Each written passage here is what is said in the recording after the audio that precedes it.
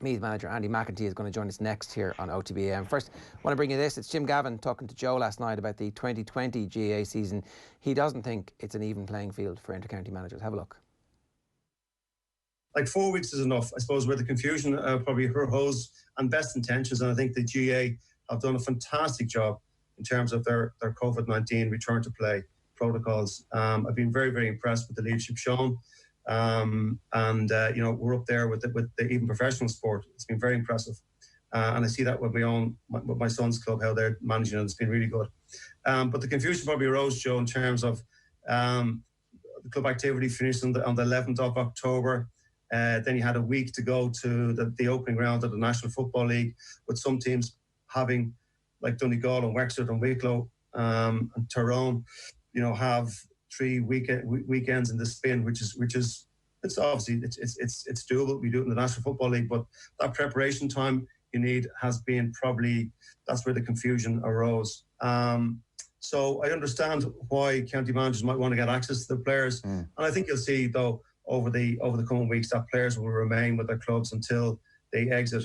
The challenge obviously is that some counties are exiting earlier. So, for example, Mayo, I know, Tyrone, Dublin have their championships finishing around I jotted down around the 19th, I think.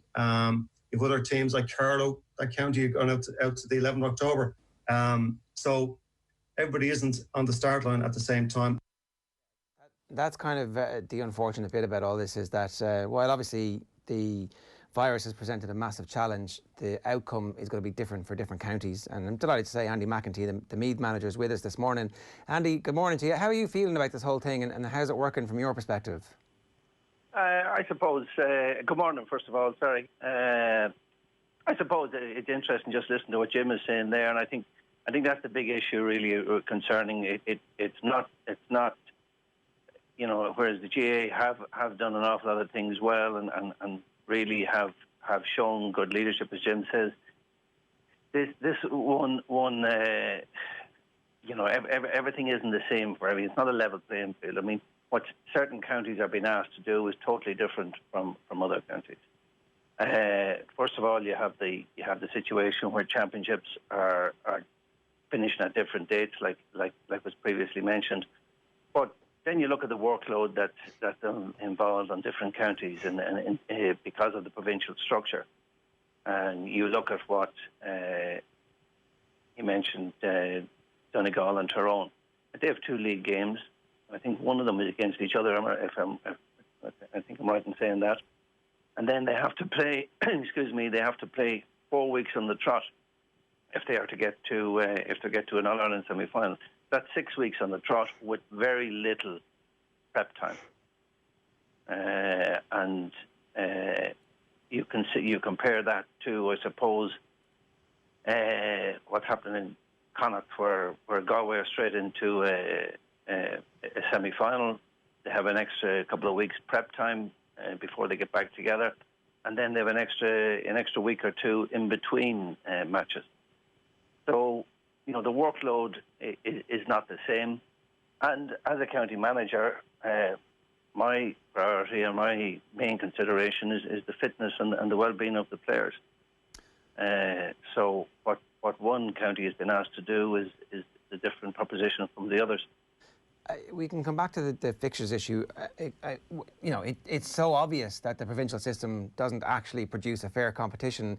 And here we are in stark relief. It's put out there and everybody's going to live through it now for the next couple of months. So hopefully that will make everybody think this is unfair and we should change it into the future. It's definitely a point we can come back to. But I want to talk about the health and the fitness of the players in particular. Mike McGurn, you know, a renowned strength and conditioning expert with 2.5, 3 decades of expertise behind him, is in the Examiner today, very, very concerned about the return to play and the difficulties that expert strength and conditioning people are going to have to get inter-county players to a level of fitness where it's going to be safe for them to play. He's talking about the injuries that they've had in the Bundesliga, where there are endless and full-time access to players, but endless resources essentially compared to what you might have at GAA level. And he says that there's, his words were, there's going to be a pandemic of hamstring and groin injuries at the very best, and there are potentially also significant impacts on ACLs, according to a surgeon yesterday from Santry, who tweeted that. What's your level of concern about getting the players back, and how do you begin to deal with that issue? Well, that is my main. I mean, as the county manager, that is my main concern: is the health and safety and well-being of all the players. And I see exactly where he's coming from. I mean, as you say, the Bundesliga, the Premiership, go back as far as the NFL lockout in 2011, where there was almost a pandemic of Achilles tendon ruptures after a 2 or 3 month lockout. So that is the biggest concern. We've dealt with it, I think, reasonably well within the government guidelines. Initially, we had guys in small groups of 4 and 5 when they were allowed to do that, albeit they weren't allowed to do it on the local pitch. Then it progressed to fellas doing a little bit more with groups of up to 15, which usually was probably groups of 11 and 12. But it was very gradual. And as I say, the fitness element and the well-being, we actually organised, Seamus Kenny organised a webinar with our strength and conditioning coach, Niall Ronan, the head of our physio, Liam Hogan, and Colm Nally. We organised a webinar for all the coaches in Meath, and the theme of which was a safe return to play. And it's about, I briefly read Mike McGurn's article there, and it's about that gradual return to play, but a gradual safe return to play, not piling in and getting everything done straight away because, Jesus, we only have a month to prepare for championship here. We need to get 3 or 4 challenge matches in the space of a couple of weeks, and for sure you're really only inviting trouble there. And every county manager is the same. I'd say the biggest concern of every county manager is to get your players back fit and able to train. It seems in some ways, Andy, that this is a direct response to, or it's maybe not a response, but it's a result of the narrative that comes out that inter-county managers are the big bad beasts of the GAA world who want all control, and actually having a little bit of control over the players so that you can take note of their progress, because it's an individualised training program, I suspect, for the 35 or 40 people who are on your panel. When you send them back to clubs, there are club managers who have their own concerns and they want to get their lads out there and they want to make sure that the county lads are training harder than everybody else because they're the county lads and they're supposed to set the standards. And suddenly there is this concern that the information isn't necessarily as easily passed on as it might have been. Absolutely. And not every, I mean, you got to face it, not every club has the same resources. So that's an uneven playing field in itself. And also, bear in mind that we're trying to prepare players for the guts of an 80-minute game. Club players are trying to prepare for a 65-minute game. So the level of preparation is going to be will be different there. But I don't know. I don't know what each player is doing with his club. We stay in touch as much as possible, and we try and monitor everything as much as possible. But it's out of my control. And as I say, I mean, this clatter from which in general is ex-county players, saying that the county management setups are the big bad wolves in all of this. It's interesting to hear that from fellas who were in that position themselves and know exactly what it's like. And it's interesting. I read Colm Collins' article last week, and he's a little bit fed up with that as well. And you look at his situation. He's got 2 real important league matches when he goes back. Relegation is a possibility there. He needs to win those games. He's straight into a Munster Championship. 2 weeks on the trot. So there's 4 games on the trot straight away, and he doesn't know the condition of his players coming back to him, which leaves him wide open for injury. Andy, when you were saying that the players were doing little bits in groups of 3 and 4 and then up to 11 or 12, technically, was that actually a breach of the rules as they were? Or was that like, was there an imprimatur from Croke Park that's okay during that previous period when, were you concerned about that as well? No, I wasn't concerned about that because I have four fellas out training on a school pitch, or it got to a stage where I had a group of fellas who were doing a bit of work just out in the farmer's field because they wanted to do a bit of work. I mean, is that the Meath team training collectively, or is that four fellas training collectively? And you could say I'm nitpicking here, but my concern is to keep these fellas in the shape that they've been used to. These guys are used to, a high level of training, a high level of preparation, and you're asking them to stop. Who has the right to ask fellas to stop living a healthy lifestyle? I didn't see that. We kept very much within the government guidelines of what people were allowed to do, and they did exactly that. And now, what are you actually allowed to do? Nothing. Yeah, the directive from Croke Park last week, and I see it. I understand elements of it, but the directive says that county teams are not allowed to train collectively. Your view, Andy, is that it would be more of a healthy lifestyle for that rule to not be in place. Sorry, give me that again.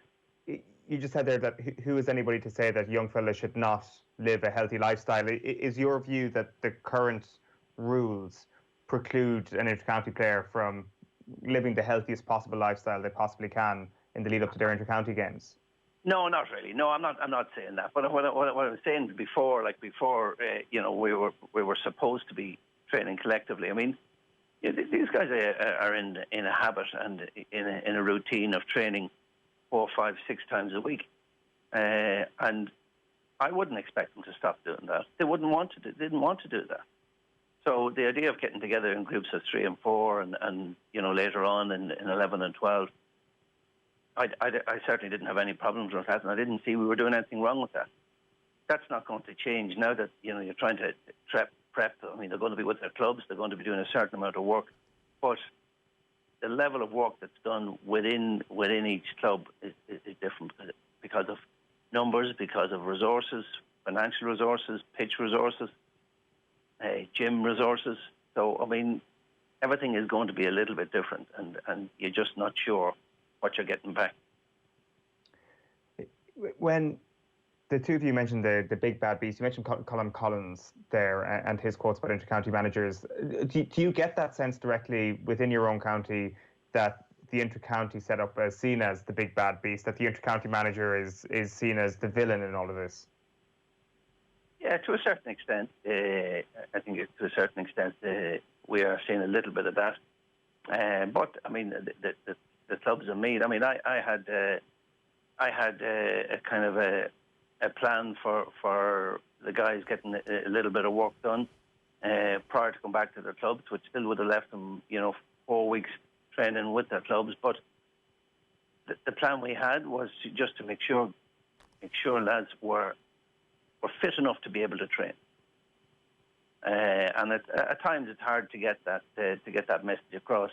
And we did our best to get that message across. As I say, with that webinar, we had our medical, sports science and coaching guys given a very good pathway for everybody, clubs all over me, to go back in a safe return to play was the name of the webinar. So, I mean, that was very much in our mind, foremost in our mind, that we wanted guys fit enough to be able to play and not to break down, which there's a distinct possibility when you see teams rushing back into organised challenge matches, 2 and 3 challenge matches in the space of maybe 2 weeks for guys who haven't played a game in 10 months. Yeah, we've seen a row break out in Wexford over one of the hurlers who has a hairline fracture in his foot. Somebody from the club said it happened while it was on county duty, and the county came out and said, no, it was while he was with the club. And all of a sudden we have this, and that's the first of them, but you can be damn sure that it won't be the last of the injuries that happens, where this is just something that we're going to have to live with. And I suppose that must be the thing that keeps you awake at the moment, is like, who am I actually going to have and what state are they going to be in when they come back to me? Was there any way around that? Was there a way to maintain a bit more contact that didn't prevent the players from playing challenges or doing training? Like, what would the correct solution here have been, I suppose, Andy, if you could draw up an ideal template? Well, I mean, we had an idea to draw up a template where we got back and we did 2 to 3 weeks training collectively, and then release players back to their club when we know they're at a certain level of fitness and will certainly be able to deal with the workload that they've been asked to do with the club. And then you obviously you try and educate as much people. And Mike McGurn's article today was kind of suggesting that. I mean, there's unfortunately, for one reason or another, there's a lot of guys in charges of teams all over the country who don't have the expertise required in a situation like this. Do you not? Go on, yeah. Sorry, Andy. Do you not think the idea of the intercounty having the players and releasing them back to the clubs is sort of the opposite way it should be? That perhaps the club should release the players to the county. Well, why would you say that? Give me your reasoning behind that. Just putting that out there, that club should potentially come first, because 100% of the playing population are club players. It's not something that I've looked into or said it's the better way. I'm just kind of putting it to you that is that perhaps the way that it should be. Like, you're obviously saying that it shouldn't be that inter-county players should be released back to the club rather than vice versa. Well, I'm not so sure. I mean, you're asking guys to prepare for a different level of intensity, a different level of a game for a longer period. So, I mean, your preparation has to be different. And again, I suppose it depends what you want. I mean, you're saying, okay, you're looking at the essence of Gaelic football, is that you play for your club and you go from your club up to your county, and I absolutely get that. And I from the word go, I was very much behind the GAA, making sure that they looked after the club players, because it does represent 98% of the playing population.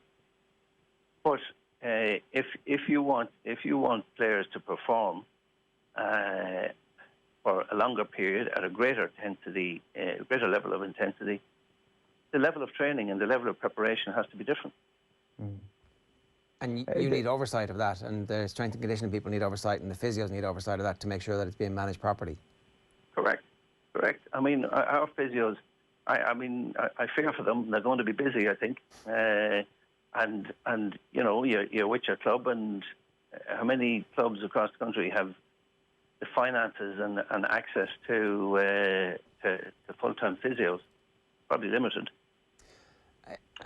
Andy, this idea of there being separate windows for club and county, is there something in this into the future where next season, actually, if this was mapped out, where there could be a club season and then the inter-county season comes afterwards, and every county is in the same boat, but that there's more access allowed? So say Tuesday night you train with the club, but Thursday night the county gets you, while the club window is open, so that there is better oversight and more planning allowed, but that actually it does allow some access for the clubs to their county players. Yeah, but you're still faced with the problem as what one club does on your Tuesday night is different from another club, and the level of expertise is different. Yes, if you had a fixed season, okay, this is the club season, starts X, finishes at Y. This is the inter-county season, starts at X, finishes at Y. But it's totally, as I say, it's different in every county.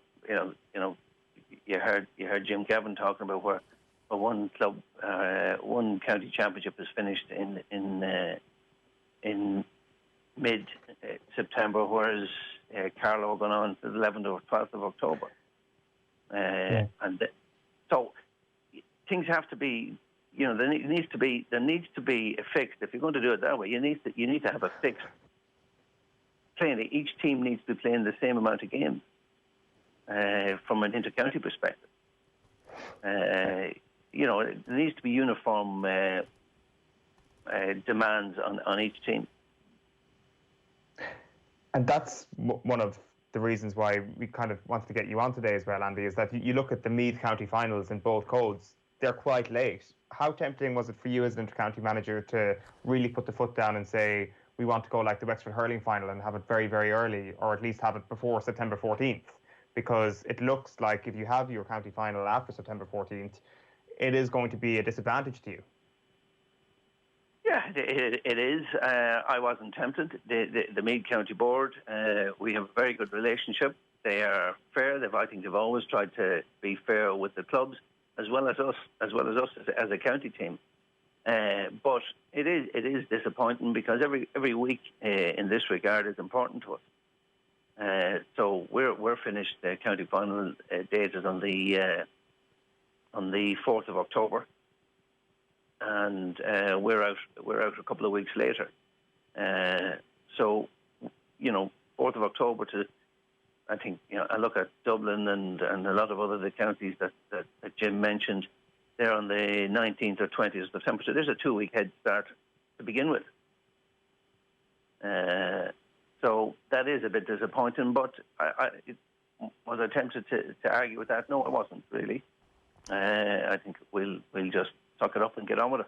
Do you think some counties are going to be tempted to collectively train, irrespective of the fact that there will now actually be some sanctions, apparently, if a club secretary reports on their own county? Yes, I do. Do I blame them? No, I don't. Even I have a look at the Meath Championship. By the end of August, 3/4 of the teams will be out of the championship. And you're not allowed to train. And we're not allowed to train. I mean, that's the bit that kind of gets me. And I'd say that's the bit that gets everybody. That just doesn't make sense. And, you know, this one-size-fits-all approach, nobody's allowed to train until the 14th of September or 15th of September, whatever it is, just doesn't make sense to me. You know, I'm not too sure how much thought was put into that. I'm sure they can revisit that. I mean, in fairness to them, they've always said, look, this is a rolling situation and we reserve the right to change our minds. And obviously there was a massive U-turn after Michael Duignan came out and said this is nonsense. They U-turned in the space of a week. Will they U-turn again and say when players go out and they have nothing to do, that they're then allowed to train for their inter-county, or that the sanctions will be far less at that point if a club goes out? Would that be some... Yeah. You'd like to think so. And I think they have shown, in all fairness to them, I think they have shown the ability to kind of roll with the punches and see how this is going and change. Now, it'd be interesting to see. I mean, I don't think if clubs are out of the championship and not involved, I don't think you're going to get too many clubs reporting them to the GAA. No. That wouldn't go down so well at the next dinner dance, would it? You know, also clubs have got to ask themselves: do they want to do how much emphasis, or how much do they want to see their county team succeed? So I don't see that happening. I mean, if club players have nothing to play for, and I know that some counties have also decided that there's no relegation from senior to intermediate. So as soon as maybe you lose one game, definitely 2 games, season is over. So guys, there's no requirement to hold on to club players. Yeah. So again, that's a little bit that's uneven as well. Some counties have relegation, some counties don't. There's still a bit to be worked out. All right, Andy, it's always great to have you on. It's very thoughtful stuff. Thanks a million for joining us, and best of luck with the non-training. Aye, we'll keep on not training. What am I going to do?